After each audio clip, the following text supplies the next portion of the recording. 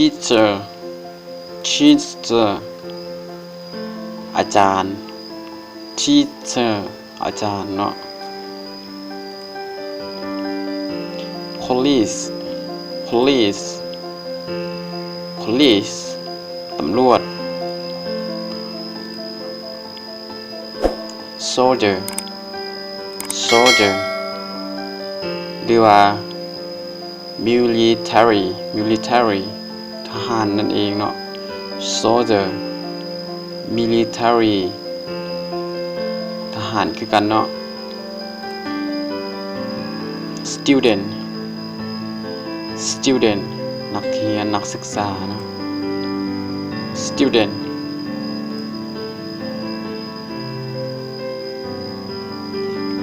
doctor doctor doctor ท่านหมอ doctor ท่านหมอเนาะ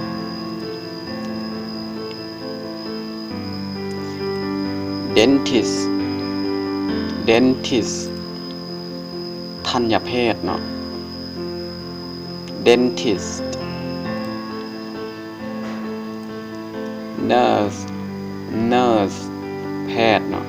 nurse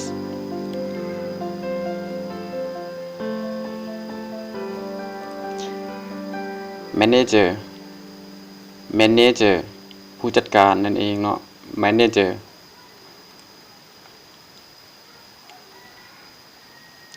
secretary secretary เลขานุการเนาะ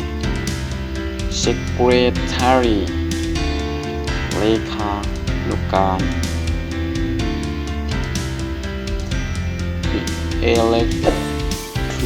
electrician electrician ช่างไฟฟ้าเนาะ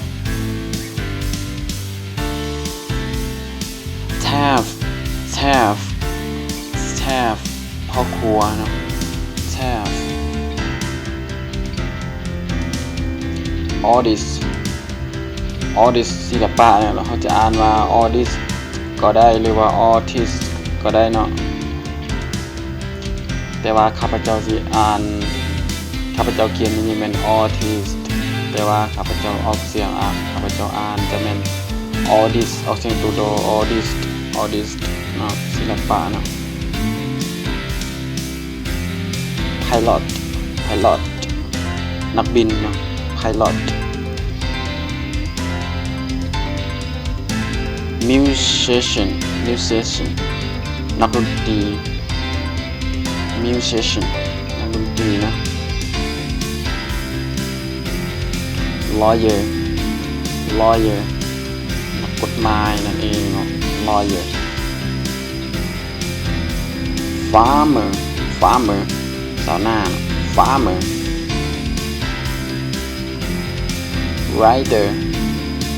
ข้าพเจ้าจะตอนแรกคำว่า rider rider ออกเสียงตัวดีเนาะ